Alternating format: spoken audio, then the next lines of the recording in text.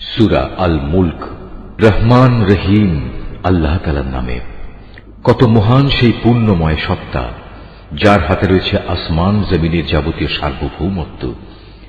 এই সৃষ্টি জগতে সব কিছুর উপর তিনি একক ক্ষমতাবান, যিনি জন্ম ও মৃত্যু বানিয়েছেন যাতে করে এর দ্বারা তিনি তোমাদের যাচাই করে নিতে পারেন কর্মক্ষেত্রে কে এখানে তোমাদের মধ্যে বেশি ভালো। তিনি সর্বশক্তিমান, তিনি অসীম ক্ষমাশীল। তিনি 7 মজবুত আসমান বানিয়েছেন, পর্যায়ক্রমে একটার উপর আরেকটা তিনি স্থাপন করেছেন। অসীম দয়ালু আল্লাহ তাআলার এই নিপুণ সৃষ্টির কোথাও কোনো খুঁত তুমি দেখতে পাবে না। আবার তাকিয়ে দেখো তো, কোথাও কি তুমি কোন রকম অসঙ্গতি কিংবা ফাটল দেখতে পাও? অতঃপর তোমার দৃষ্টি ফেরাও নভমণ্ডলের প্রতি। দেখো, আর একবারও তোমার দৃষ্টি ফেরাও, দেখবে তোমার দৃষ্টি ব্যর্থ ও ক্লান্ত হয়ে তোমার দিকেই ফিরে আসবে। নিকটবর্তী আকাশটিকে তুমি দেখো, তাকে কিভাবে প্রদীপমালা দিয়ে আমি সাজিয়ে রেখেছি। ঊর্ধ্বলোকের দিকে গমনকারী শয়তানদের তাড়িয়ে বেড়ানোর জন্য এই প্রদীপগুলোকে আমি ক্ষেপণাস্ত্র হিসেবে সংস্থাপন করে রেখেছি। চূড়ান্ত বিচারের দিন এদের জন্য জ্বলন্ত অগ্নিকুণ্ডের ভয়াবহ শাস্তির ব্যবস্থাও আমি যথাযথভাবে প্রস্তুত করে রেখেছি। এত সব নিদর্শন সত্ত্বেও যারা তাদের স্রষ্টাকে অস্বীকার করেছে, তাদের জন্য রয়েছে জাহান্নামের কঠোরতম শাস্তি। জাহান্নাম কতই না নিকৃষ্টতম স্থান।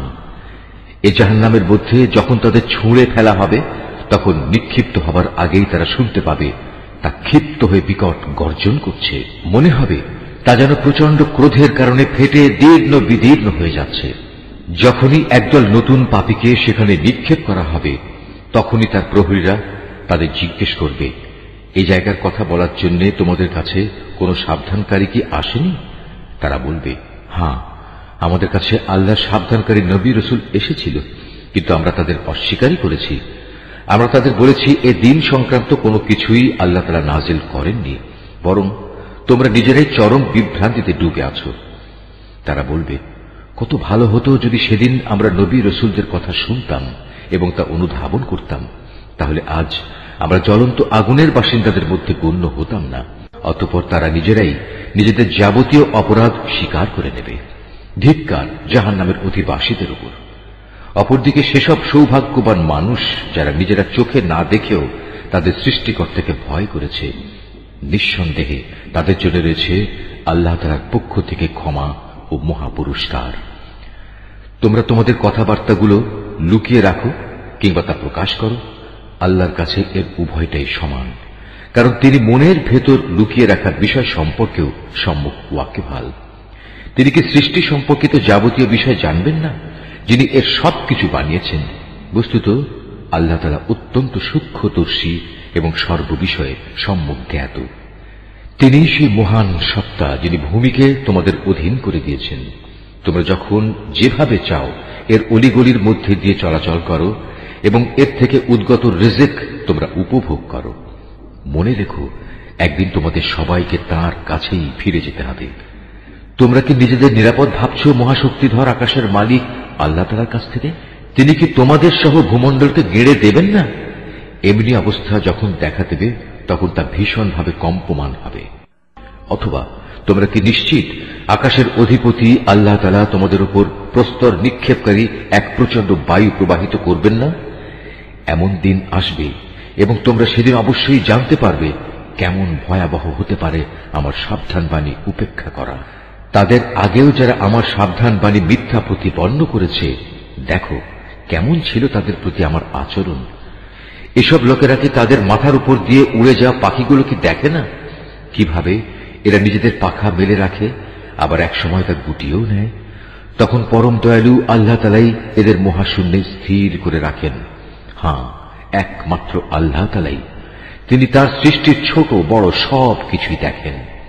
বলতো, তোমাদের মধ্যে এমন কে আছে যার কাছে এমন একটি বিশাল সৈন্যবাহিনী আছে যা দিয়ে তারা অসীম দয়ালু আল্লাহর বিরুদ্ধে তোমাদের সাহায্য করবে? আসলে এই অস্বীকারী ব্যক্তিরা হামেশাই বিভ্রান্তিতে নিমজ্জিত থাকে। যদি তিনি তোমাদের জীবিকার উপকরণ সরবরাহ বন্ধ করে দেন, তাহলে এখানে এমন দ্বিতীয় আর কে আছে যে তোমাদের পুনরায় রিজিক সরবরাহ করতে পারবে? এ সত্ত্বেও এরা আল্লাহ তাআলার বিদ্রোহ এবং গোঁড়ামিতে অবিচল হয়ে রয়েছে। যে ব্যক্তি জমিনের উপর দিয়ে উপর হয়ে মুখে ভর দিয়ে চলে সে ব্যক্তি অধিক পরিমাণে হেদায়েত প্রাপ্ত, না যে ব্যক্তি জমিনে স্বাভাবিকভাবে সঠিক পথ ধরে চলে সে বেশি হেদায়েত প্রাপ্ত? হে নবী, তুমি এদের বলে দাও, হ্যাঁ, তিনিই তোমাদের পয়দা করেছেন, তিনি তোমাদের শোনার ও দেখার জন্য কান এবং চোখ দিয়েছেন, আরো দিয়েছেন চিন্তা করার মতো একটি অন্তর। কিন্তু তোমরা খুব কমই এসব দানের কৃতজ্ঞতা আদায় করো। এদের আরো বলো, তিনি এ ভূখণ্ডে তোমাদের সর্বত্র ছড়িয়ে রেখেছেন, আবার একদিন চারদিক থেকে তাঁরই সম্মুখে তোমাদের সবাইকে জড়ো করা হবে। তারা বলে, তোমরা যদি সত্যবাদী হয়ে থাকো তাহলে বলো কবে তা সংঘটিত হবে? তুমি এদের বলো, এ তথ্য তো একমাত্র আল্লাহ তাআলার কাছেই রয়েছে, আমি তো একজন সুস্পষ্ট সাবধানকারী মাত্র। যখন সত্যি সত্যি এ প্রতিশ্রুতিটি তারা সংঘটিত হতে দেখবে যারা দুনিয়ার জীবনে অস্বীকার করেছিল, তখন তাদের সবার মুখমণ্ডল বিকৃত হয়ে যাবে। তাদের তখন বলা হবে, এ হচ্ছে সেই মহাধ্বংস যাকে তোমরা চ্যালেঞ্জ করতে। তুমি বলো, তোমরা কি একথা ভেবে দেখেছ, আল্লাহ তাআলা যদি আমাকে এবং আমার সঙ্গী সাথীদের ধ্বংস করে দেন কিংবা ধ্বংস না করে তিনি যদি আমাদের উপর দয়া প্রদর্শন করেন, সবই হবে তাঁর ইচ্ছাধীন। কিন্তু আল্লাহ তাআলাকে যারা অস্বীকার করেছে তাদের প্রতিশ্রুত কিয়ামতের দিন এ ভয়াবহ আযাব থেকে কে বাঁচাবে? তুমি এদের বলো, হ্যাঁ, সেদিন বাঁচাতে পারেন একমাত্র দয়াময় আল্লাহ তাআলাই। তার উপর আমরা ঈমান এনেছি এবং আমরা তাঁর উপরই নির্ভর করেছি। হ্যাঁ, অচিরেই তোমরা জানতে পারবে আমাদের মধ্যে কে সুস্পষ্ট গুমরাহির মাঝে নিমজ্জিত ছিল। হে নবী, তুমি এদের জিজ্ঞেস করো, তোমরা কি ভেবে দেখেছ তোমাদের জমিনের বুকে অবস্থিত পানি যদি কখনো উধাও হয়ে যায় তাহলে কে তোমাদের জন্য এ পানির প্রবাহ ধারা পুনরায় বের করে আনবে? সূরা আল কলম। রহমান রহিম আল্লাহ তাআলা। নুন, শপথ, লেখার মাধ্যম কলমের। আরো শপথ, এ কলম দিয়ে তারা যা লিখে রাখছে তার। তোমার মালিকের অসীম দয়ায় তুমি পাগল নাও। তোমার জন্য অবশ্যই এমন এক পুরস্কার রয়েছে যা কোনোদিনই নিঃশেষ হবে না। নিঃসন্দেহে তুমি মহান চরিত্রের উপর প্রতিষ্ঠিত রয়েছ। সেদিন খুব দূরে নয় যখন তুমি ও তোমাকে যারা পাগল বলে তারা সবাই দেখতে পাবে তোমাদের মধ্যে আসলে কে বিকারগ্রস্ত পাগল ছিল। তোমার মালিক ভালো করে জানেন তোমাদের মধ্যে কোন ব্যক্তি পথভ্রষ্ট হয়ে গেছে। আবার যারা সঠিক পথের উপর রয়েছে আল্লাহ তাআলা তাদের সম্পর্কেও সম্মুখ ওয়াকিবহাল রয়েছেন। অতএব তুমি এ মিথ্যাবাদীদের অনুসরণ করো না। তারা তো তোমার এ নমনীয়তাটুকুই চায় যে তুমি তাদের কিছু গ্রহণ করো, অতঃপর তারাও তোমার কিছু গ্রহণ করবে। যারা বেশি বেশি কসম করে পদে পদে লাঞ্ছিত হয়, এমন লোকদের কথা তুমি কখনো শোনো না, যে বেহুদা গালমন্দ করে, খামাখা মানুষদের অভিশাপ দেয় এবং চগলখড়ি করে বেড়ায়, যে ভালো কাজে বাধা সৃষ্টি করে, অন্যায়ভাবে সীমা লঙ্ঘন করে, সর্বোপরি যে পাপিষ্ঠ, যে কঠোর স্বভাবের অধিকারী, অতঃপর যে জন্ম পরিচয়ের দিক থেকেও জারজ, যদিও তার বিপুল ধনরাশি ও অনেকগুলো সন্তান সন্ততি রয়েছে। এ লোককে যখন আমার আয়াত পড়ে শোনানো হয় তখন সে বলে, এগুলো তো হচ্ছে আগের দিনের গল্প কাহিনী মাত্র। এই অহংকারী ব্যক্তিটিকে তুমি জানিয়ে রাখো, অচিরেই আমি তার সুঁড়ে দাগ দিয়ে তাকে চিহ্নিত করে দেব। অবশ্যই আমি এই জনপদের মানুষদের পরীক্ষা করেছি, যেমনি অতীতে আমি একটি ফলের বাগানের কতিপয় মালিককে পরীক্ষা করেছিলাম। সে পরীক্ষাটা ছিল, একদিন তারা সবাই একযোগে শপথ করে বলেছিল অবশ্যই তারা সকালবেলায় গিয়ে বাগানের ফল পাড়বে। এ সময় তারা আল্লাহ তাআলার ইচ্ছা ও অভিপ্রায় সম্বলিত কিছুই এর সাথে যোগ করেনি। তখন ভোর হতে না হতেই তোমার মালিকের পক্ষ থেকে সেই বাগানের উপর এক বিপর্যয় এসে পড়ল। তখনও তারা ছিল গভীর ঘুমে বিভোর। অতঃপর সকালবেলায় তা মধ্যরাতের কৃষ্ণবর্ণের মতো কালো হয়ে গেল। এদিকে সকাল হতেই তারা এই বলে একে অপরকে ডাকাডাকি করতে লাগলো, তোমরা যদি সত্যি ফল আহরণ করতে চাও তাহলে সকাল সকাল নিজেদের বাগানের দিকে চলো। অতঃপর তারা সেদিকে রওনা দিল।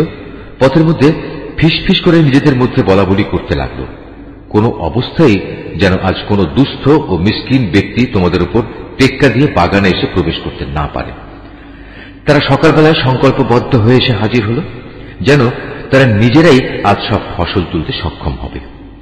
অতঃপর যখন তারা সে বাগানের দিকে তাকিয়ে দেখল তখন হতভম্ব হয়ে বলতে লাগলো, এ কি, এটা তো আমাদের বাগান নয়, আমরা নিশ্চয়ই পথ ভুলে অন্য কোথাও চলে এসেছি, না আসলে আমরা আজ মাহরুম হয়ে গেছি। এই মুহূর্তে তাদের মধ্যেকার একজন ভালো মানুষ তাদের বলল, আমি কি তোমাদের বলিনি সব কাজের ব্যাপারে আল্লাহর উপরই ভরসা করবে? কত ভালো হতো যদি তোমরা আগেই আল্লাহ তাআলার মহান নামের তাসবিহ পড়ে নিতে। এবার নিজেদের ভুল বুঝতে পেরে তারা বলল, সত্যি আমাদের মালিক আল্লাহ তাআলা অনেক মহান, অনেক পবিত্র। তার নাম না নিয়ে আমরা আসলেই জালেম হয়ে পড়েছিলাম। এভাবে তারা পরস্পর পরস্পরকে সম্বোধন করে তিরস্কার করতে লাগল। তারা আরো বলল, দুর্ভাগ্য আমাদের, মূলত আমরা সীমা লঙ্ঘন করে ফেলেছিলাম। আশা করা যায় আমাদের মালিক পার্থিব জিনিসের বদলে আখেরাতে এর চাইতে উৎকৃষ্ট কিছু আমাদের দান করবেন। আমরা আমাদের মালিকের দিকেই ফিরে যাচ্ছি। আযাব এভাবে নাজিল হয়, আর পরকালের আযাব তা তো অনেক গুরুতর। কত ভালো হতো তারা যদি তা জানতে পেত। অপরদিকে যারা আল্লাহ তাআলাকে ভয় করে চলে তাদের জন্য অবশ্যই তাদের মালিকের কাছে অফুরন্ত নেয়ামতে ভরপুর জান্নাত রয়েছে। যারা আমার আনুগত্য করে তাদের সাথে আমি কি অপরাধীদের মতো একই ধরনের আচরণ করব? এ কি হলো তোমাদের? আমার ইনসাফ সম্পর্কে একই সিদ্ধান্ত তোমরা করেছ। তোমাদের কাছে কি এমন কোন আসমানি কিতাব আছে যাতে তোমরা এই কথাটা পড়েছ যে সেখানে তোমাদের জন্য সে ধরনের সব কিছুই সরবরাহ করা হবে যা তোমরা তোমাদের জন্য পছন্দ করবে? না আমি তোমাদের সাথে কোন চুক্তিতে স্বাক্ষর করেছি, এমন চুক্তি যা কিয়ামত পর্যন্ত মানা বাধ্যতামূলক হবে? এর মাধ্যমে তোমরা যা কিছু দাবি করো তাই তোমরা পাবে। তুমি এদের জিজ্ঞেস করো, তোমাদের মধ্যে কে এ দায়িত্ব নিতে পারে? নিজেরা না পারলে তাদের কি অন্য কোনো অংশীদার আছে? যদি তারা সত্যবাদী হয় তাহলে তারা তাদের অংশীদারদের সবাইকে নিয়ে আসুক। স্মরণ করো, যেদিন যাবতীয় রহস্য উদ্ঘাটিত হয়ে পড়বে তখন তাদের সাজদাবনত হওয়ার আহ্বান জানানো হবে। এসব হতভাগ্য ব্যক্তি কিন্তু সেদিন সাজদা করতে সক্ষম হবে না। তারা নিজেদের দৃষ্টি নিম্নগামী করে রাখবে। অপমানে তারা ভারাক্রান্ত হয়ে পড়বে। দুনিয়ায় এমনি করে যখন তাদের আল্লাহর সম্মুখে সাজদা করতে ডাকা হয়েছিল তখন তারা সুস্থ ও সক্ষম ছিল। হে নবী, অতঃপর তুমি আমাকে ছেড়ে দাও। যে আমার এই কিতাব অস্বীকার করে তার থেকে আমি প্রতিশোধ নেব। আমি ধীরে ধীরে এদের এমন ধ্বংসের দিকে ঠেলে নিয়ে যাব যে এরা তার কিছুই টের পাবে না। আমি এদের অবকাশ দিয়ে রাখি। অপরাধীদের ধরার আমার এই কৌশল অত্যন্ত কার্যকর। তুমি কি এদের কাছে কোনো পারিশ্রমিক দাবি করছো যে এরা তার দণ্ডভারে একেবারে অচল হয়ে পড়েছে? না তাদের কাছে অজানা জগতের কোনো খবর রয়েছে যা তারা লিখে রাখে? হে নবী, তুমি বরং তোমার মালিকের কাছ থেকে সিদ্ধান্ত আসার জন্য ধৈর্য ধারণ করো এবং এ ব্যাপারে মাছের ঘটনার সাথী নবী ইউনুসের মতো হয়েও না। যখন সে দুঃখে ভারাক্রান্ত হয়ে আল্লাহ তাআলাকে ডেকেছিল তখন যদি তার মালিকের অনুগ্রহ তার উপর না থাকত তাহলে সে লাঞ্ছিত হয়ে বালুকাময় ময়দানে নিক্ষিপ্ত হতো। অতঃপর তার মালিক তাকে বাছাই করলেন এবং তিনি তাকে তার নেক বান্দাদের কাতারে শামিল করে নিলেন। কাফেররা যখন আল্লাহর কিতাব শোনে তখন এমন ভাবে তাকায় যে এক্ষুনি বুঝে এরা নিজেদের দৃষ্টি দিয়ে তোমাকে আছড়ে ঘায়েল করে দেবে। তারা একথাও বলে সে কিতাবের বাহক একজন পাগল, অথচ এরা জানে না এ কিতাব তো মানব মণ্ডলীর জন্য একটি উপদেশ বই কিছুই নয়। সূরা আল হাক্কা, রহমান রহিম আল্লাহ তাআলার নামে। একটি অনিবার্য সত্য ঘটনা। কি সেই অনিবার্য সত্য ঘটনা? তুমি কি জানো সেই অনিবার্য সত্য ঘটনাটা আসলে কি? আদ ও সামুদ জাতির লোকেরা মহাপ্রলয় সংক্রান্ত এমনি একটা সত্য ঘটনা অস্বীকার করেছিল। পরিণামে দাম্ভিক সামুদ গোত্রের লোকদের এক প্রলয়ঙ্করী বিপর্যয় দ্বারা ধ্বংস করে দেওয়া হয়েছে। আর শক্তিশালী গোত্র আদকে ধ্বংস করা হয়েছে প্রচন্ড এক ঝঞ্ঝা বায়ুর আঘাতে।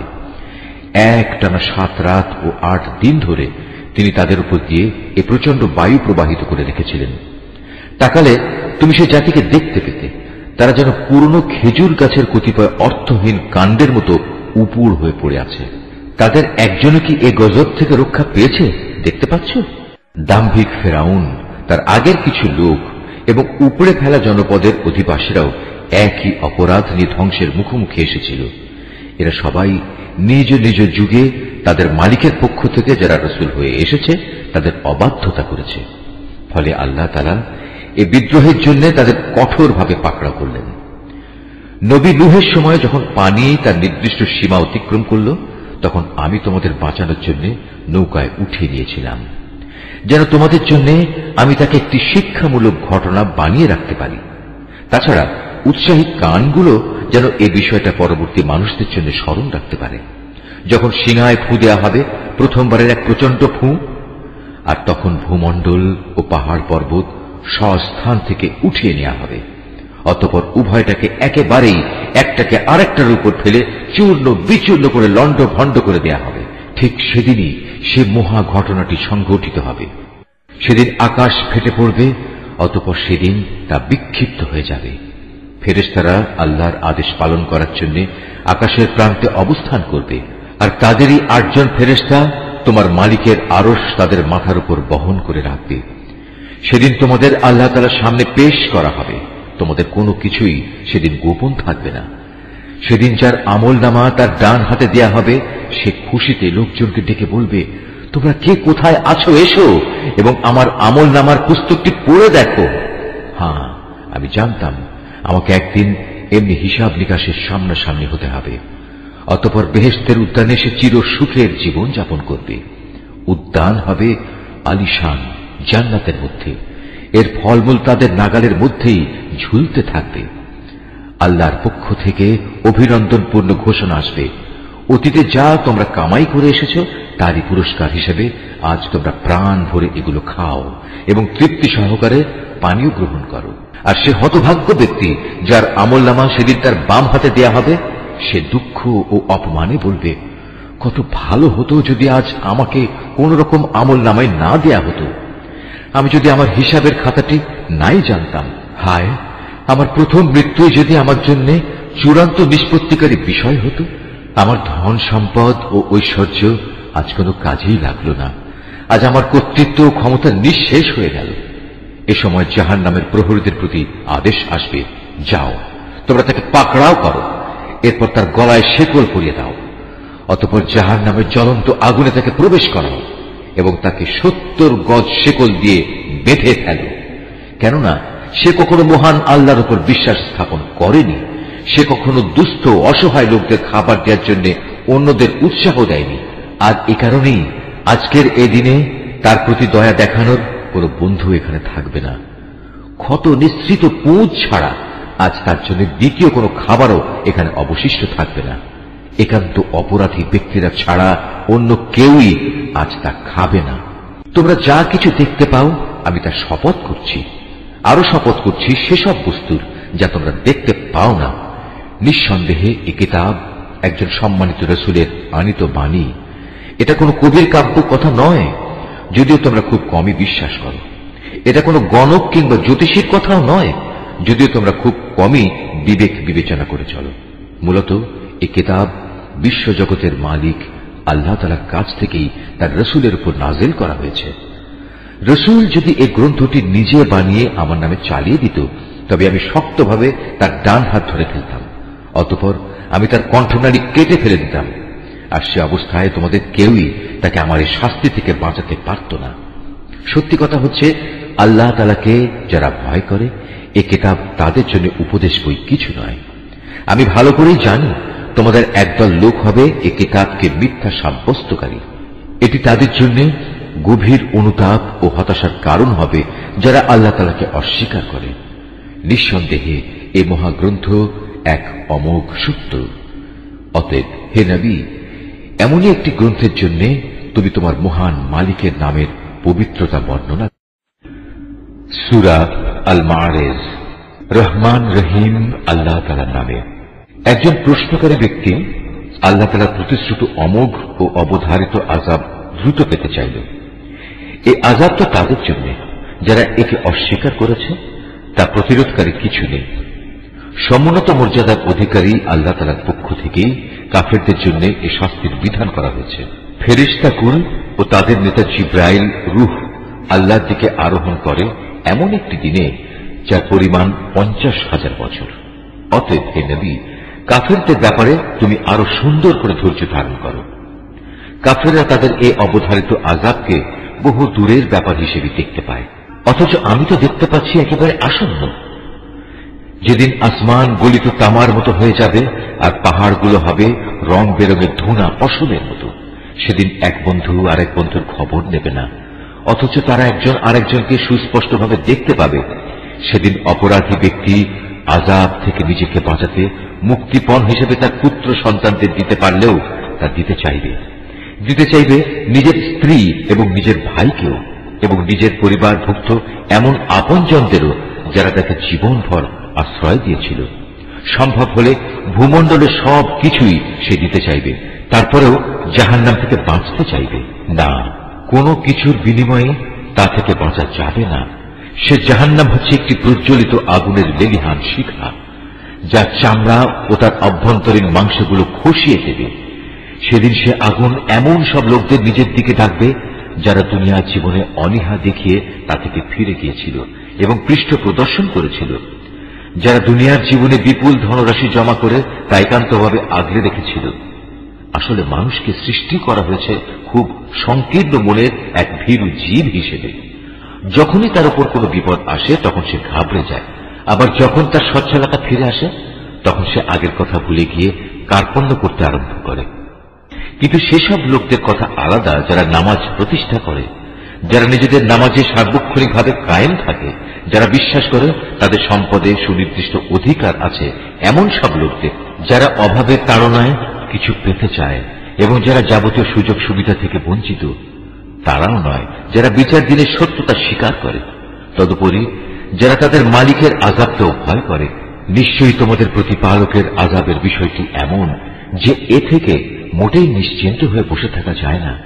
যারা হারাম কাজ থেকে নিজেদের যৌন অঙ্গসমূহের হেফাজত করে, অবশ্য নিজেদের স্ত্রীদের কিংবা এমন সব মহিলাদের বেলায় এটা প্রযোজ্য নয় যারা আল্লাহ তাআলার অনুমোদিত পন্থায় তাদের মালিকানাধীন রয়েছে। এদের ব্যাপারে সংযম না করা হলে এজন্য তারা তিরস্কৃত হবে না। আল্লাহ তাআলার নির্ধারিত এই সীমারেখার বাইরে যারা যৌন সম্ভোগের জন্য অন্য কিছু পেতে চাইবে তারা হবে শরীয়তের সুস্পষ্ট সীমা লঙ্ঘনকারী। যারা তাদের আমানত ও তাদের প্রতিশ্রুতি রক্ষা করে, যারা সাক্ষ্য প্রদানের ব্যাপারে সত্যের উপর অটল থাকে, সর্বোপরি যারা নিজেদের নামাজের হেফাজত করে, পরকালে এরাই আল্লাহর জান্নাতে মর্যাদা সহকারে প্রবেশ করবে। এ কাফিরদের আজ কি হল? এরা কেন এসব বিষয়ে মিথ্যা সাব্যস্ত করতে এভাবে ঊর্ধ্বশ্বাসে তোমার সামনে ছুটে আসছে এরা ডান দিক থেকে বাম দিক থেকে দলে দলে। তাদের প্রত্যেক ব্যক্তি কি এ মিথ্যা আশা পোষণ করে যে তাকে আল্লাহর নিয়ামত ভরা জান্নাতে দাখিল করা হবে? না, তা কখনো সম্ভব নয়।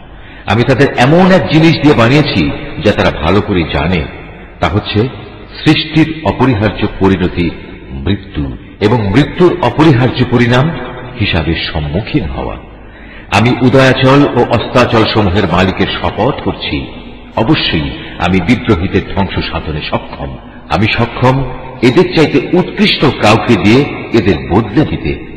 আমার অগ্রযাত্রা কেউ রোধ করতে পারে না। হে নবী, তুমি বরং এদের ছেড়ে দাও, এরা কিছুদিন খেলতামাশায় নিমগ্ন থাক, ঠিক সেদিনটির সম্মুখীন হওয়া পর্যন্ত যেদিনের ব্যাপারে বারবার তাদের ওয়াদা দেওয়া হচ্ছে।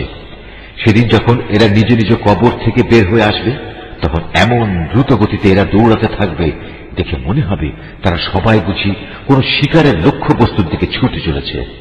তাদের দৃষ্টি থাকবে অবনমিত, অপমান ও লাঞ্ছনায় তাদের সব কিছু থাকবে আচ্ছন্ন। তখন তাদের বলা হবে, এ হচ্ছে সেই মহা দিবস তোমাদের কাছে যেদিনের ওয়াদা করা হয়েছিল। সূরা নূহ। রহমান রহিম আল্লাহ তাআলার নামে। আমি নূহকে তার জাতির কাছে পাঠিয়েছিলাম। তাকে আমি বলেছিলাম, হে নূহ, তোমার জাতির উপর এক ভয়াবহ আযাব আসার আগেই তুমি তাদের সে সম্পর্কে সাবধান করে দাও। আমার আদেশ পেয়ে সে তার জাতিকে বলল, হে আমার সম্প্রদায়ের লোকেরা, আমি তোমাদের জন্য একজন সুস্পষ্ট সতর্ককারী ব্যক্তি মাত্র। আমি তোমাদের বলছি, তোমরা সবাই আল্লাহর আনুগত্য করো, সর্বাবস্থায় তাকেই ভয় করো, তোমরা আমার কথা মেনে চলো। এতে করে আল্লাহ তাআলা তোমাদের আগের গুনাহ খাতা মাফ করে দেবেন এবং এই দুনিয়ায় তিনি তোমাদের এক সুনির্দিষ্ট সময় পর্যন্ত সুযোগ দেবেন। হ্যাঁ, আল্লাহ সেই নির্দিষ্ট সময়ে যখন এসে যাবে তখন তা কেউই পিছিয়ে দিতে পারবে না। কত ভালো হতো যদি তোমরা বুঝতে পারতে।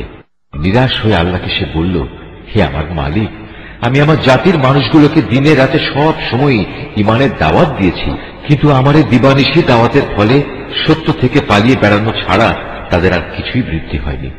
যতবার আমি তাদের তোমার পথে দেখেছি যেন তুমি তাদের অতীত কৃতকর্ম ক্ষমা করে দাও, তারা ততবারই কানে আঙুল ঢুকিয়ে দিয়েছে এবং নিজেদের অজ্ঞতার আবরণ দিয়ে নিজেদের মুখমণ্ডল ঢেকে দিয়েছে। শুধু তাই নয়, তারা ক্ষমাহীন জেদ ও অহমিকা প্রদর্শন করেছে, হেদায়েতকে অবজ্ঞা করার উদ্ধত্ত প্রদর্শন করেছে। তারপরেও আমি তাদের কাছে প্রকাশ্যভাবে দ্বীনের দাওয়াত পেশ করেছি, তাদের জন্য আমি দ্বীনের প্রকাশ্য ঘোষণা দিয়েছি। আমি চুপে চুপেও তাদের কাছে দ্বীনের কথা পেশ করেছি। বারবার আমি তাদের বলেছি, অহমিকা বাদ দিয়ে তোমরা তোমাদের মালিকের দুয়ারে নিজেদের অপরাধের জন্য ক্ষমা প্রার্থনা করো। নিঃসন্দেহে তিনি আল্লাহ তাআলা অত্যন্ত ক্ষমাশীল। তদুপরি আল্লাহ তাআলা তোমাদের উপর আকাশ থেকে অঝোর বৃষ্টিধারা বর্ষণ করবেন এবং পর্যাপ্ত পরিমাণ ধন সম্পদ ও সন্তান সন্ততি দিয়ে তিনি তোমাদের সাহায্য করবেন। তোমাদের জন্য বাগ বাগিচা ও উদ্যান স্থাপন করবেন। বিরান ভূমি আবাদ করার জন্য তিনি এখানে নদী নালা প্রবাহিত করবেন। এ কি হলো তোমাদের? তোমরা কি আল্লাহ তাআলার মান মর্যাদা ও শ্রেষ্ঠত্ব সম্পর্কিত কিছুই পাওয়ার আশা পোষণ করো না? অথচ তিনি ক্ষুদ্র একটি শুক্র কীট থেকে বিভিন্ন পর্যায়ে তোমাদের মানুষ হিসেবে সৃষ্টি করেছেন। তোমরা কি দেখতে পাও না কিভাবে আল্লাহ তাআলা ৭ আসমান বানিয়ে স্তরে স্তরে সাজিয়ে রেখেছেন? কিভাবে এর মাঝে তিনি চাঁদকে আলো গ্রহণকারী ও সূর্যকে আলো দানকারী প্রদীপ বানিয়েছেন? আল্লাহ তাআলা তোমাদের মাটি থেকে এক বিশেষ পদ্ধতিতে উদ্গত করেছেন, ঠিক একটি তৃণখণ্ডের মতো করে। আবার জীবনের শেষে তিনি তোমাদের সেই মাটির কোলেই ফিরিয়ে আনবেন এবং তা থেকেই একদিন তিনি তোমাদের সহসা বের করে এনে নতুন জীবন দান করবেন। আল্লাহ তাআলা তোমাদের জন্য এই জমিনকে বিছানার মতো সমতল করে বানিয়েছেন, যাতে করে তোমরা এর বুকে উন্মুক্ত ও প্রশস্ত পথ ধরে চলাফেরা করতে পারো। নূহ বলল, হে আমার মালিক, আমার জাতির লোকেরা আমার কথা অমান্য করেছে। আমার বদলে তারা এমন কিছু লোকের অনুসরণ করেছে যাদের ধন সম্পদ ও সন্তান সন্ততি কেবল তাদের বিনাশই বৃদ্ধি করেছে। তারা সত্যের বিরুদ্ধে সাংঘাতিক ধরনের এক ষড়যন্ত্র শুরু করেছে। তারা বলে, তোমরা তোমাদের সেসব দেবতাদের কোনো অবস্থায় পরিত্যাগ করো না। ওয়াদ সুয়া নামক দেবতাদের উপাসনা কিছুতেই ছেড়ে দিও না। ইয়াগুস, ইয়াউক ও নাসর নামের দেব দেবীকেও ছাড়বে না। হে মালিক, এরা বিশাল এক জনগোষ্ঠীকে পথভ্রষ্ট করেছে।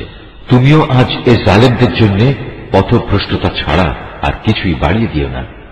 অতঃপর তাদের নিজেদের অপরাধের জন্যই তাদের মহাপ্লাবনে ডুবিয়ে দেওয়া হচ্ছে। পরকালেও তাদের জাহান্নামের কঠিন অনলে প্রবেশ করানো হবে। এই অবস্থায় তারা আল্লাহ তাআলা ব্যতীত দ্বিতীয় কাউকেই সাহায্যকারী হিসেবে পাবে না। নূহ আরো বলল, হে আমার মালিক, এই জমিনের অধিবাসী জালেমদের একজন গৃহবাসীকেও তুমি আজ শাস্তি থেকে রেহাই দিও না। আজ যদি তুমি এদের শাস্তি থেকে অব্যাহতি দাও, তাহলে এরা পুনরায় তোমার বান্দাদের পথভ্রষ্ট করে দেবে। শুধু তাই নয়, এরা ভবিষ্যতেও দুরাচার, পাপী এবং কাফের ছাড়া কাউকেই জন্ম দেবে না। হে আমার প্রতিপালক, তুমি আমাকে, আমার পিতামাতাকে তোমার উপর ঈমান এনে যারা আমার সাথে ঈমানের এই ঘরে আশ্রয় নিয়েছে এমন সব ব্যক্তিদের এবং সব ঈমানদার পুরুষ ও মহিলাদের ক্ষমা করে দাও। জালেমদের জন্য চূড়ান্ত ধ্বংস ছাড়া কিছুই তুমি বৃদ্ধি করো না। সূরা আল জিন। রহমান রহিম আল্লাহ তাআলার নামে। হে নবী, তুমি বলো, আমার কাছে এ মর্মে ওহী নাজিল করা হয়েছে, জিনদের একটি দল কোরআন শুনেছে। অতঃপর তারা নিজেদের লোকেদের কাছে গিয়ে বলেছে, আমরা এক বিস্ময়কর কোরআন শুনে এসেছি, যা তার শ্রোতাকে সঠিক ও নির্ভুল পথ প্রদর্শন করে। তাই আমরা তার উপর ঈমান এনেছি এবং আমরা আর কখনো আমাদের মালিকের সাথে কাউকে শরীক করব না। আর আমরা বিশ্বাস করি আমাদের মালিকের মান মর্যাদা সকল কিছুর ঊর্ধ্বে। তিনি কখনো কাউকে স্ত্রী কিংবা পুত্র হিসেবে গ্রহণ করেননি। আমরা আরো জানি আমাদের কতিপয় নির্বোধ আল্লাহ তাআলার উপর অসত্য ও বাড়াবাড়িমূলক কথাবার্তা আরোপ করে। অথচ আমরা মনে করেছিলাম মানুষ ও জিন এই দুই জাতি তো আল্লাহ তাআলার উপর মিথ্যা আরোপ করতেই পারে না। মানুষদের মাঝে কতিপয় মূর্খ ব্যক্তি বিপদে আপদে কিছু সংখ্যক জিনের কাছে আশ্রয় চাইত। এসব করে তারা জিনদের অহংকার অহমিকা আরো বাড়িয়ে দিত। এই জিনরা মনে করত যেমনি মনে করতে তোমরা মানুষরা মৃত্যুর পর আল্লাহ তাআলা কখনো কাউকে পুনরুজ্জীবিত করবেন না। জিনরা আরো বলল, আমরা আকাশমণ্ডল ভালোভাবে পর্যবেক্ষণ করেছি, আমরা একে কঠোর প্রহরী ও উল্কা পিণ্ড দ্বারা ভরা পেয়েছি। আমরা আগে আকাশের বিভিন্ন ঘাঁটিতে কিছু একটা শোনার প্রত্যাশা বসে থাকতাম, কিন্তু এখন আমাদের কেউ যদি এসব ঘাঁটিতে বসে কিছু শোনার চেষ্টা করে, তাহলে সে প্রতিটি জায়গায় আগে থেকে তার জন্য পেতে রাখা একটি উজ্জ্বল উল্কাপিণ্ড দেখতে পায়। আমরা বুঝতে পারছিলাম না পৃথিবীর মানুষদের কোনো অনিষ্ট সাধনের উদ্দেশ্যেই কি এসব উল্কাপিণ্ড বসিয়ে রাখা হয়েছে, না এর মাধ্যমে তাদের মালিক মূলত তাদের সঠিক কোনো পথ দেখাতে চান। মানুষদের মতো আমাদের মধ্যেও কিছু আছে সৎ কর্মশীল, আর কিছু আছে ব্যতিক্রম। পাপ পুণ্যের দিক থেকে আমরাও ছিলাম দ্বিধা বিভক্ত।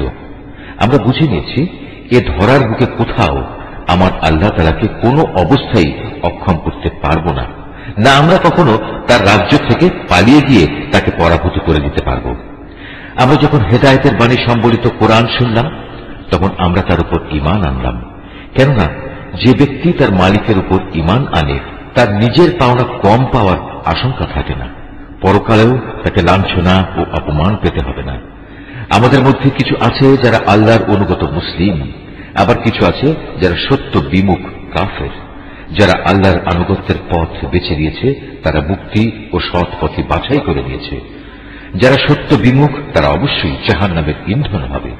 আসলে লোকেরা যদি সত্য ও নির্ভুল পথে দৃঢ়ভাবে কায়েম থাকত, তাহলে আমি তাদের আসমান থেকে প্রচুর পানি পান করাতাম। এটা এজন্যে আমি এর দ্বারা তাদের ঈমানের পরীক্ষা নেব। যদি কোনো মানুষ তার মালিকের স্মরণ, ঈমান ও আনুগত্য থেকে মুখ ফিরিয়ে নেয়, তার মালিক তাকে অবশ্যই কঠোর আযাবে প্রবেশ করাবেন। তোমার উপর এ মর্মে ওহী পাঠানো হয়েছে, মসজিদ সমূহ একান্তভাবে আল্লাহ তাআলার ইবাদতের জন্য নির্দিষ্ট। অতএব তোমরা আল্লাহর পাশাপাশি অন্য কাউকে ডেকো না। যখন আল্লাহর এক বান্দা তাকে ডাকার জন্য দাঁড়ালো, তখন মানুষ কিংবা জিনের অনেক সদস্যই তার আশেপাশে ভিড় জমাতে লাগল।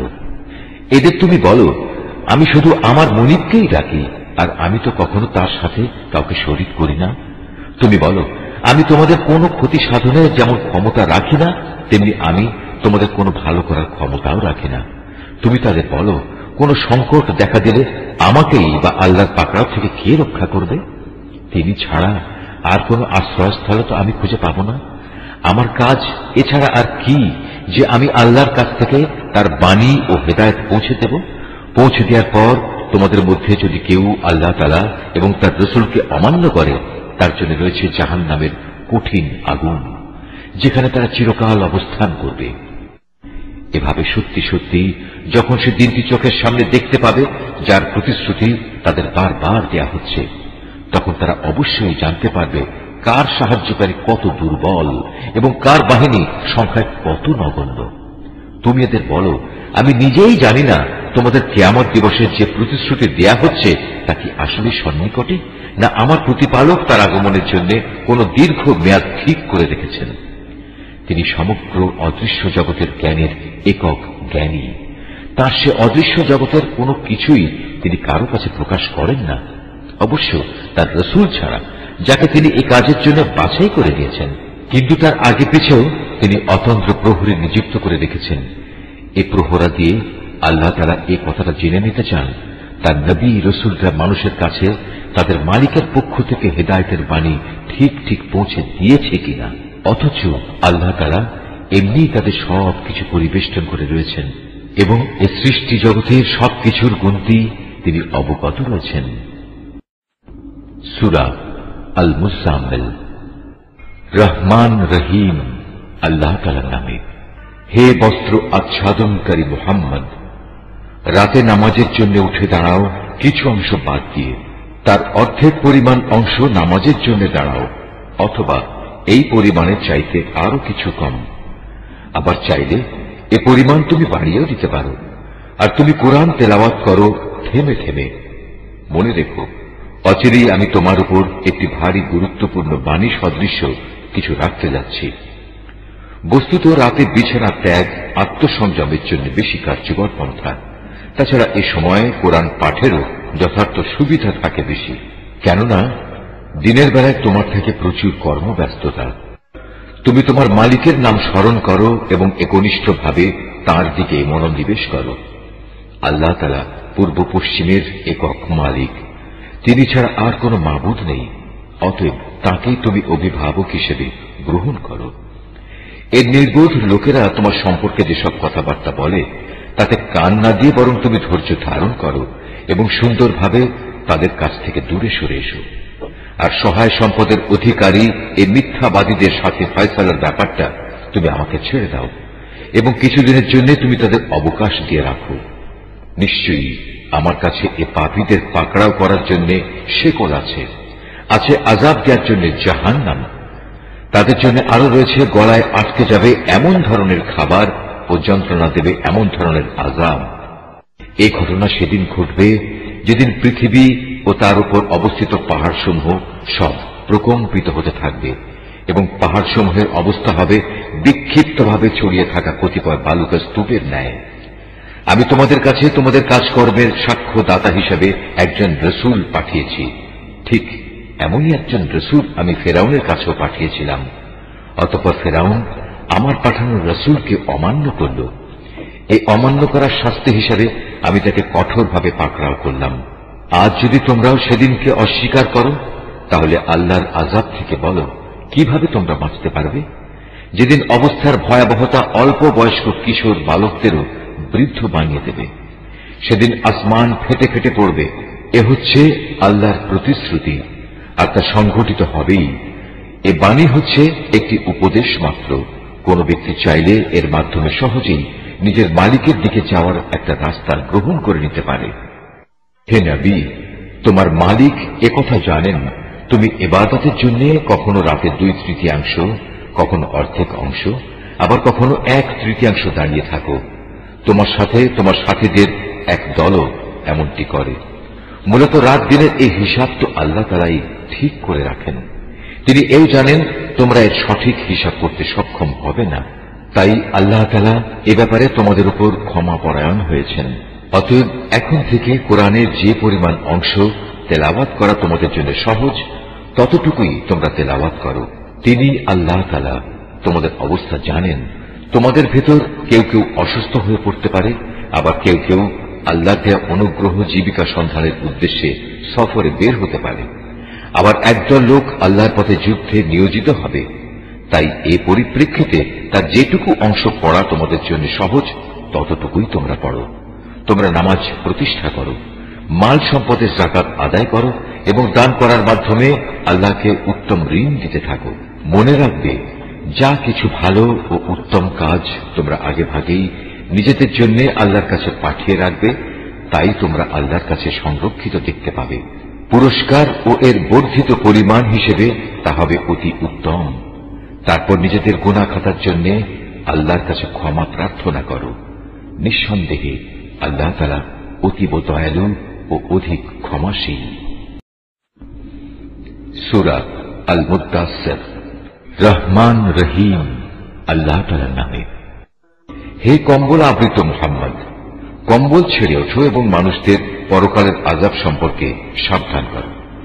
তোমার মালিকের শ্রেষ্ঠত্ব ঘোষণা করো। তোমার পোশাক আশাক পবিত্র রাখো। যাবতীয় মলিনতা ও অপবিত্রতা থেকে দূরে থাকো। কখনো বেশি পাওয়ার লোভে কাউকে কিছু দান করো না, বরং তোমার মালিকের খুশির উদ্দেশ্যেই ধৈর্য ধারণ করো। যেদিন সবকিছু ধ্বংস করে দেওয়ার জন্য সিঙায় ফু দেয়া হবে, সেদিনটি হবে সত্যিই বড় সাংঘাতিক। বিশেষ করে এ দিনকে যারা অস্বীকার করেছে তাদের জন্য এই দিনটি মোটেই সহজ বিষয় হবে না। তার সাথে বোঝাপড়া করার জন্য তুমি আমাকেই ছেড়ে দাও, যাকে আমি অনন্য ধরনের করে পয়দা করেছি। তাকে আমি বিপুল পরিমাণ ধন সম্পদ দান করেছি। তাকে দান করেছি সদা সঙ্গী একদল পুত্র সন্তান। আমি তার জন্য যাবতীয় সচ্ছলতার উপকরণ সুগম করে দিয়েছি। তারপরেও যে লোভ করে তাকে আমি আরো অধিক দিতে থাকব না, তা কখনো হবে না, কেননা সে আমার আয়াতসমূহের বিরুদ্ধ আচরণে বদ্ধপরিকর। অচিরেই আমি তাকে শাস্তির শীর্ষ দেশে আরোহণ করাবো। সে তো সত্য গ্রহণের ব্যাপারে কিছুটা চিন্তা ভাবনাও করেছিল, তারপর আবার নিজের গোড়ামিতে নিমজ্জিত থাকার একটা সিদ্ধান্ত করল। তার উপর অভিশাপ, সত্য চেনার পরেও কেমন করে সে পুনরায় বিরোধিতার সিদ্ধান্ত করল। আবারও তার উপর অভিশাপ নাযিল হোক, কিভাবে সে এমন সিদ্ধান্ত করতে পারল? সে একবার উপস্থিত লোকদের প্রতি চেয়ে দেখল, অহংকার ও দম্ভ ভরে সে তার ভ্রু কুঞ্চিত করল, অবজ্ঞা ভরে নিজের মুখটা বিকৃত করে ফেলল। অতঃপর সে মুখ ফিরিয়ে নেওয়ার সিদ্ধান্ত করল। আভিজাত্যের কারণে সে অহংকারী হয়ে থাকল। সে আরো বলল, এ তো আসলে জাদুবিদ্যার খেল ছাড়া আর কিছুই নয়। এসব তো আগে থেকেই চলে আসছে। এ তো মানুষের কথা ছাড়া আর কিছুই নয়। অচিরেই আমি তাকে জাহান্নামে প্রবেশ করাবো। তুমি কি জানো জাহান্নামের আগুন কি ধরনের? এটা এমন ভয়াবহ আযাব যা এর অধিবাসীদের জ্বালিয়ে অক্ষত অবস্থায় ফেলে রাখবে না, আবার শাস্তি থেকে রেহাইও দেবে না, বরং তা মানুষদের গায়ের চামড়া জ্বালিয়ে দেবে। তারপর আছে 19। আমি ফেরেশতাদের ছাড়া দোজখের প্রহরী হিসেবে অন্য কাউকেই নিযুক্ত করিনি, এবং তাদের সংখ্যাকে আমি অবিশ্বাসীদের জন্য একটি পরীক্ষার মাধ্যম বানিয়ে দিয়েছি, যেন এর মাধ্যমে যাদের উপর আমার কিতাব নাজিল হয়েছে তারা আমার কথার উপর দৃঢ়ভাবে বিশ্বাস স্থাপন করতে পারে, এবং যারা আগে থেকেই আমার উপর ঈমান এনেছে তাদের ঈমানও এতে করে বৃদ্ধি পেতে পারে। সর্বোপরি এর ফলে আহলে কিতাব এবং মুমিনরাও যেন কোন রকম সন্দেহে নিমজ্জিত না হতে পারে। অবশ্য যাদের মনে সন্দেহের ব্যাধি রয়েছে, এর ফলে তারা এবং সত্য প্রত্যাখ্যানকারী ব্যক্তিরা বলবে, এ অভিনব উক্তি দ্বারা আল্লাহ তাআলা কি বোঝাতে চান? মূলত এ ধরনের বক্তব্য দ্বারা আল্লাহ তাআলা যাকে চান তাকে গোমরা করেন, আবার একই বক্তব্যের মাধ্যমে তিনি যাকে চান তাকে সঠিক পথে পরিচালিত করেন। তোমার মালিকের বিশাল বাহিনী সম্পর্কে আসলে তিনি ছাড়া আর কেউই জানে না। আর দোজখের বর্ণনা এ তো শুধু মানুষদের উপদেশের জন্যই। না, তা কখনো নয়। আমি চাঁদের শপথ করে বলছি, আরো শপথ করছি রাতের, যখন তার অবসান হতে থাকে। শপথ করছি প্রভাতকালে, যখন তা দিনের আলোয় উদ্ভাসিত হয়। নিঃসন্দেহে জাহান্নাম হবে মানুষের জন্য কঠিনতম বিপদসমূহের মধ্যে একটি বড় বিপদ। মানুষের জন্য তা হবে ভয় প্রদানকারী। তোমাদের মধ্যেকার যে ব্যক্তি কল্যাণের পথে অগ্রসর হতে চায় এবং অকল্যাণের পথ থেকে পিছু হটতে মনস্থ করে, পৃথিবীর প্রত্যেক মানুষই নিজের কর্মফলের হাতে বন্দী হয়ে আছে। অবশ্য ডান দিকে অবস্থানকারী নেক লোকগুলো ছাড়া। তারা অবস্থান করবে চিরস্থায়ী জান্নাতে। সেদিন তারা পরস্পরকে জিজ্ঞেস করবে জাহান্নামে নিক্ষিপ্ত পাপিষ্ঠদের সম্পর্কে। তারা বলবে, হে জাহান্নামের অধিবাসীরা, তোমাদের আজ কিসে এ ভয়াবহ আযাবে উপনীত করেছে? তারা বলবে, আমরা নামাজীদের দলে শামিল ছিলাম না, ক্ষুধার্ত ও অভাবী ব্যক্তিদের আমরা খাবার দিতাম না, সত্যের বিরুদ্ধে যারা অন্যায় অমূলক আলোচনায় উদ্যত হতো আমরা তাদের সাথে মিলে উদ্ভট কথাবার্তা বানাতাম।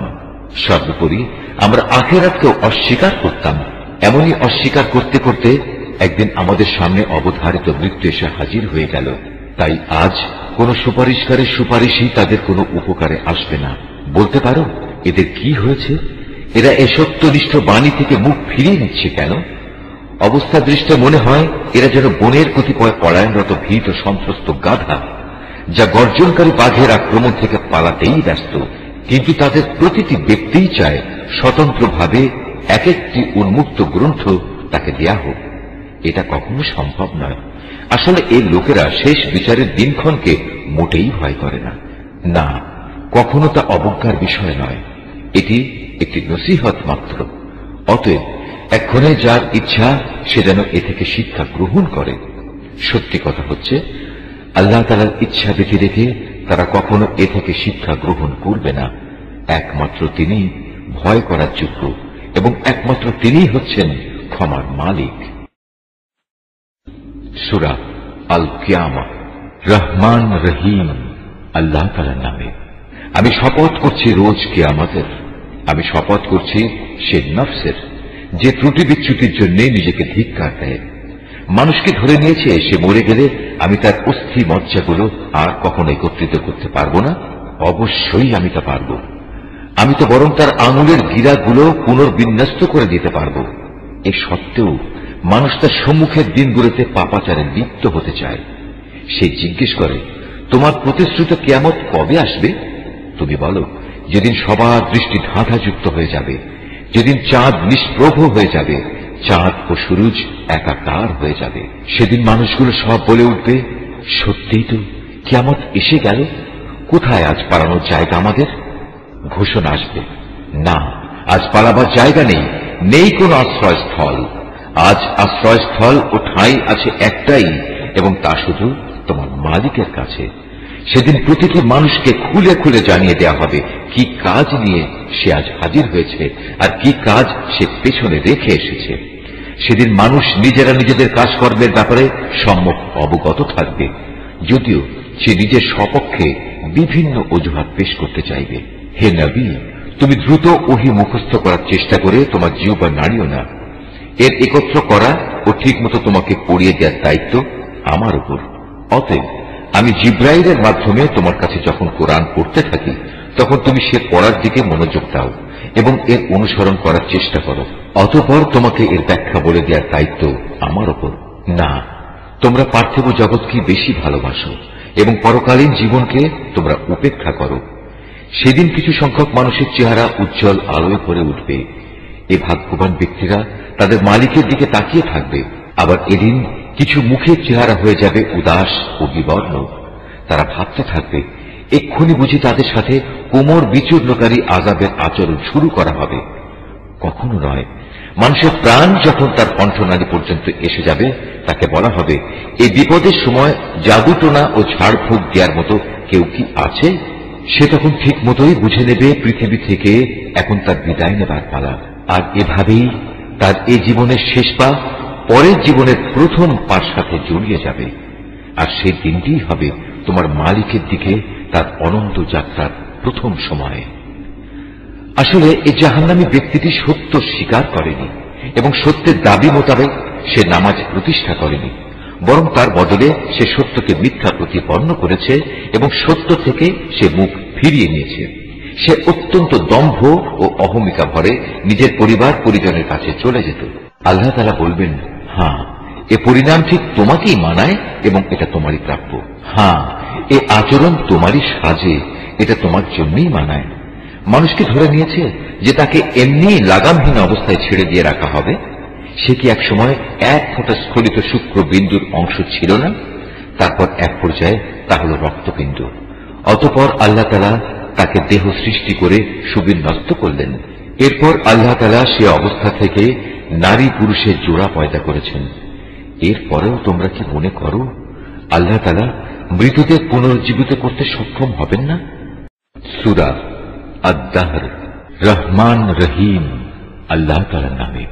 কালের পরিক্রমায় কোন একটি সময় মানুষের উপর দিয়ে এমন অতিবাহিত হয়েছে কি যখন সে এবং তার অস্তিত্ব উল্লেখ করার মতো কোন বিষয় ছিল না। আমি মানুষকে সৃষ্টি করেছি নারী পুরুষের মিশ্রিত শুক্র থেকে, যেন আমি তাকে তার ভালো মন্দের ব্যাপারে পরীক্ষা করতে পারি। অতঃপর এর উপযোগী করে তোলার জন্য তাকে আমি শ্রবণ ও দৃষ্টিশক্তি সম্পন্ন করে পয়দা করেছি। আমি তাকে চলার পথ দেখিয়ে দিয়েছি। সে চাইলে আল্লাহর কৃতজ্ঞ বান্দা হতে পারে, আবার চাইলে কাফেরও হয়ে যেতে পারে। যারা কুফরির পথ বেছে নেবে তাদের পাকড়াও করার জন্য আমি শেকল, বেড়ি ও শাস্তির জন্য আগুনের লেলিহান শিখার ব্যবস্থা করে রেখেছি। অপরদিকে যারা সৎ কর্মশীল হয়েছে তারা জান্নাতে এমন সুরা পান করবে যার সাথে সুগন্ধযুক্ত কর্পূর মেশানো থাকবে। এই কর্পূর মেশানো পানি হবে প্রবহমান এক ঝর্ণা, যার প্রবাহ থেকে আল্লাহর নেক বান্দারা সদা পানীয় গ্রহণ করবে। তারা যেদিকে যখন ইচ্ছা এই ঝর্ণা ধারাটা প্রবাহিত করে নেবে। এরা হচ্ছে সেসব লোক যারা মানত পূরণ করে এবং এমন এক দিনকে ভয় করে যেদিনের ধ্বংসলীলা হবে ব্যাপক ও সুদূর প্রসারী। এরা শুধু আল্লাহর ভালোবাসায় উদ্বুদ্ধ হয়েই ফকির, মিসকিন, এতিম ও কয়েদিদের খাবার দেয়। খাবার দেওয়ার সময় এরা বলে, আমরা শুধু আল্লাহ তাআলার সন্তুষ্টির জন্যই তোমাদের খাবার দিচ্ছি। বিনিময়ে আমরা তোমাদের কাছ থেকে কোন রকম প্রতিদান চাই না, না চাই কোন রকম কৃতজ্ঞতা জ্ঞাপন। আমরা তো সেই দিনটির ব্যাপারে আমাদের প্রতিপালককে ভয় করি, যে দিনটি হবে অতীব ভয়ঙ্কর। এরা যেহেতু এই দিনটিকে বিশ্বাস করেছে, তাই আল্লাহ তাআলা আজ তাদের সেদিনের যাবতীয় অনিষ্ট ও ক্ষতি থেকে রক্ষা করবেন। আজ তিনি তাদের সজীবতা ও আনন্দ দান করবেন। এরা যে কঠোর ধৈর্য ও সহিষ্ণুতা প্রদর্শন করেছে তার পুরস্কার হিসেবে আল্লাহ তাআলা তাদের জান্নাত ও রেশমি বস্ত্র দান করবেন। সেই মনোরম জান্নাতে তারা সুসজ্জিত আসনে হেলান দিয়ে বসবে। সেখানে সূর্যের তাপ যেমন তারা দেখবে না, তেমনি দেখবে না কোন রকম শীতের প্রকোপ। তাদের উপর জান্নাতের গাছের ছায়া ঝুঁকে থাকবে, ফল পাকড়া তাদের আয়ত্তাধীন থাকবে। তাদের সামনে খাবার পরিবেশন করা হবে রৌপ্য নির্মিত পাত্রে আর কাঁচের পেয়ালায়, এবং তা হবে স্ফটিকের মতো স্বচ্ছ। রূপালী স্ফটিক পাত্র, যার সবটুকুই পরিবেশনকারীরা যথাযথভাবে পূর্ণ করে রাখবে। সেখানে তাদের এমন এক অপূর্ব সুরা পান করানো হবে, যার সাথে মেশানো হবে জানজাবিল নামের এক মূল্যবান সুগন্ধ। এ হচ্ছে জান্নাতের এক অমীয় ঝর্ণা, যার নাম সালসাবিল। তাদের চারিদিকে ঘোরাঘুরি করবে একদল কিশোর বালক, যারা বয়সের ভারে বৃদ্ধ হয়ে যাবে না, চিরকাল কিশোর থাকবে। যখনই তুমি তাদের দিকে তাকাবে মনে হবে এরা বুঝি কতিপয় ছড়ানো ছিটানো মুক্তা। সেখানে যখন যেদিকে তুমি তাকাবে দেখবে শুধু নিয়ামতেরই সমারোহ, আরো দেখবে নিয়ামতের উপচে পড়া এক বিশাল সাম্রাজ্য। বেহেশতবাসীদের পরনের কাপড় হবে অতি সূক্ষ্ম সবুজ রেশম ও মোটা মখমল, তাদের পরানো হবে রূপার কঙ্কন। তদুপরি তাদের মালিক সেদিন তাদের শরাবান তাহুরা মহাপবিত্র উৎকৃষ্ট পানীয় পান করাবেন। তাদের মালিক বলবেন, হে আমার বান্দারা, এ হচ্ছে তোমাদের পুরস্কার এবং তোমাদের যাবতীয় চেষ্টা সাধনার স্বীকৃতি। হে নবী, আমি এ মহাগ্রন্থ কোরআন ধীরে ধীরে তোমার উপর নাজিল করেছি, সুতরাং এদের ব্যাপারেও ধীরে ধীরে তুমি ধৈর্যের সাথে তোমার মালিকের নির্দেশের অপেক্ষা করো। আর এদের মধ্যে যারা পাপী ও সত্যের পথ প্রত্যাখ্যানকারী, কখনো তাদের কথা শুনবে না। তুমি সকাল সন্ধ্যা শুধু তোমার মালিকের নাম স্মরণ করতে থাকো, রাতের একাংশ তার সামনে সাজদা অবনত থাকো এবং রাতের দীর্ঘ সময় ধরে তার মহিমা ও পবিত্রতা ঘোষণা করতে থাকো। এরা বৈষয়িক স্বার্থের এ সহজলভ্য পার্থিব জগৎকেই বেশি ভালোবাসে এবং পরে যে তাদের উপর একটা কঠিন দিন আসছে তা এরা উপেক্ষা করে। অথচ আমি এদের সৃষ্টি করেছি এবং এদের জোড়াগুলো ও তার বাঁধন আমি মজবুত করেছি। আবার আমি যখন ইচ্ছা করব তখন এদের এ শক্ত বাঁধন শিথিল করে তাদের আকৃতি বদলে দেব। এটা আমার বাণী, তো একটি উপদেশ বিশেষ। অতএব যার ইচ্ছা সে একে আঁকড়ে ধরে নিজের মালিকের কাছে যাওয়ার একটা পথ করে নিতে পারে। আর আল্লাহ তারা যা চেয়েছেন সেটা ছাড়া তোমরা তো কিছুই চাইতে পারো না। অবশ্যই আল্লাহ তারা সব কিছু জানেন এবং তিনি প্রজ্ঞাময়। তিনি যাকে চান তাকেই তার অপরন্ত রহমতের মাঝে প্রবেশ করান। জালেমদের জন্য আল্লাহ তাআলা কঠিন শাস্তির ব্যবস্থা রেখেছেন। সূরা আল মুরসালাত। রহমান রহিম আল্লাহ তাআলার নামে। মৃদু মন্দ ও ক্রমাগতভাবে পাঠানো কল্যাণবাহী বাতাসের শপথ, প্রলয়ঙ্কারী ঝঞ্ঝা বাতাসের শপথ, মেঘমালা চারিদিকে বিস্তৃতকারী বাতাসের শপথ। আবার এ মেঘমালাকে যে বাতাস টুকরো টুকরো করে আলাদা করে দেয় তার শপথ। মানুষের অন্তরে ওহী নিয়ে আসে যে ফেরেশতা, তার শপথ। বিশ্বাসীরা এরপর যেন কোনো ওজর আপত্তি পেশ করতে না পারে, কিংবা অবিশ্বাসীরা যেন এতে সতর্ক হতে পারে। নিঃসন্দেহে তোমাদের পরকাল দিবসে যে প্রতিশ্রুতি দেয়া হয়েছে তা সংঘটিত হবেই।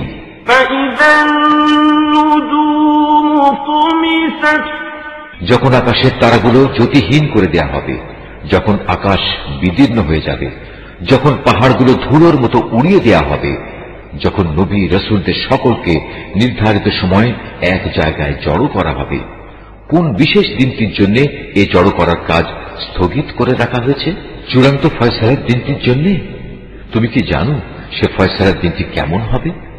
যারা এটা অস্বীকার করেছে সেদিন তাদের ধ্বংস অবধারিত। আমি কি আগের অবিশ্বাসী জালিম লোকদের ধ্বংস করিনি? অতঃপর আমি পরবর্তী লোকদের ধ্বংসের পথে চালিয়ে পূর্ববর্তীদের সঙ্গী করে দেব। সকল যুগে অপরাধী ব্যক্তিদের সাথে আমি এ একই ধরনের ব্যবহারই করে থাকি। যাবতীয় দুর্ভোগ সেদিন তাদের জন্য যারা সত্যকে মিথ্যা প্রতিপন্ন করেছে। আমি কি তোমাদের এক ফোঁটা তুচ্ছ পানি থেকে সৃষ্টি করিনি? অতঃপর সেই তুচ্ছ পানির ফোঁটাকে একটি সংরক্ষিত স্থানে আমি কি সযত্নে রেখে দেইনি? রেখে দিয়েছি একটি সুনির্দিষ্ট মেয়াদ পর্যন্ত। তারপর তাকে পরিমাণ মতো সব কিছু দিয়ে আমি পূর্ণাঙ্গ একটি মানুষ তৈরি করতে সক্ষম হয়েছি। কত সক্ষম ও নিপুণ স্রষ্টা আমি! যাবতীয় দুর্ভোগ সেদিন তাদের জন্য যারা সত্যকে মিথ্যা প্রতিপন্ন করেছে।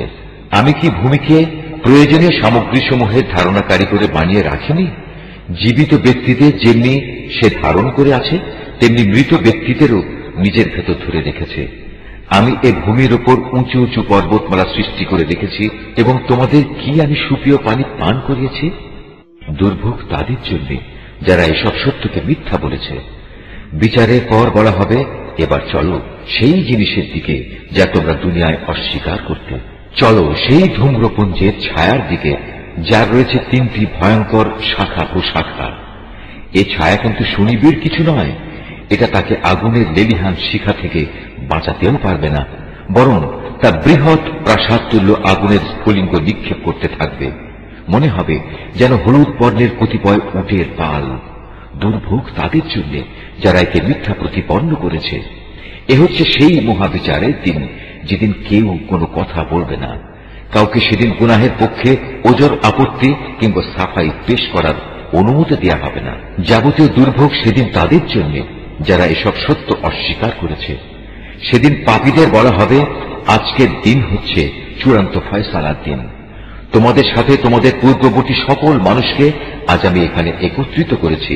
আজ যদি আমার বিরুদ্ধে তোমাদের কোনো অপকৌশল প্রয়োগ করার থাকে, তাহলে তা প্রয়োগ করো। দুর্ভোগ তাদের জন্য যারা একে মিথ্যা বলেছে। আল্লাহকে যারা ভয় করেছে, আজ তারা থাকবে সুনিবিড় ছায়াতলে এবং প্রবহমান ঝর্ণাধারার মাঝে। তাদের জন্য ফল ফলারের ব্যবস্থা থাকবে, যা চাইবে তারা তাই পাবে। তাদের বলা হবে, দুনিয়ায় তোমরা যা করে এসেছ তার পুরস্কার হিসাবে আজ তোমরা তৃপ্তির সাথে আমার নিয়ামত খাও ও পান করো। আমি সৎ কর্মশীল মানুষদের এমনি ভাবেই পুরস্কার দিয়ে থাকি। সেদিন যাবতীয় দুর্ভোগ তাদের জন্য যারা এসব সত্য অস্বীকার করেছে। হে অবিশ্বাসীরা, কিছুদিনের জন্য তোমরা এখানে খেয়ে নাও এবং কিছু ভোগ আস্বাদন করে নাও। আসলে তোমরাই হচ্ছ অপরাধী। যাবতীয় দুর্ভোগ সেদিন তাদের জন্য যারা এসব সত্যকে মিথ্যা বলেছে। এই জালেমদের অবস্থা হচ্ছে, এদের যখন বলা হয় তোমরা আল্লাহর দরবারে নত হও, তখন তারা নত হয় না। যাবতীয় দুর্ভোগ সেদিন তাদের জন্য যারা এসব সত্যকে মিথ্যা প্রতিপন্ন করেছে।